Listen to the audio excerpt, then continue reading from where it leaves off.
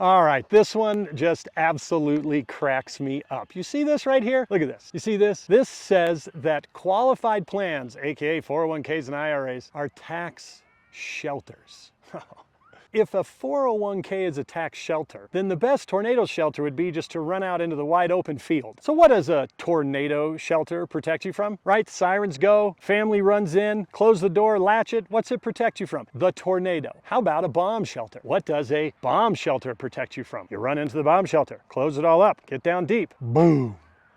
You're protected from the bomb. So can you please explain to me how anybody falls for this absurdity? This is even on Investopedia, that a 401k and IRA are considered tax shelters when the very last thing they protect you from are taxes. As a matter of fact, they are the ultimate tax harvest. It's like shoving all the cattle in, putting the feed in there, and then closing the gate for slaughter. The very last thing you get protected from is taxes. And here's all we got to do to show it. If you have, let's say, $1 million in your 401k, congratulations. But how much of that is yours? How much of that $1 million is yours? You have absolutely no idea. You have no idea until you start to take it out. And who's there to make sure they get their share? The IRS. And if you look at all the tax buckets, the biggest being the ordinary income, that's the one that hits you the hardest, then capital gains, then you have tax-free, and then you have the tax-exempt, which is tax-free and doesn't trigger any means testing. So the 401k and IRA fall into that first bucket. The most expensive, the highest rates, the one that causes you to pay the most in taxes, the ordinary income bucket. So when it's time to finally use it, you get smacked. And if you use it prior to the age that they determine, 59 and a half, they charge you an extra 10%. They always get more, always. And then if you don't, if you have other resources and you don't take it by the time you're, 70 and a half, they're gonna probably change those rules too. You have to take required minimum distributions. They get to determine how much you get to take. Well, could that possibly bump you into a higher tax bracket, causing you to pay more in taxes? Of course it could. The very last thing these protect you from is taxation. And people continue to fund money into it and continue to defend it like it's a great thing. 401k is not a product, it's tax code. Section 401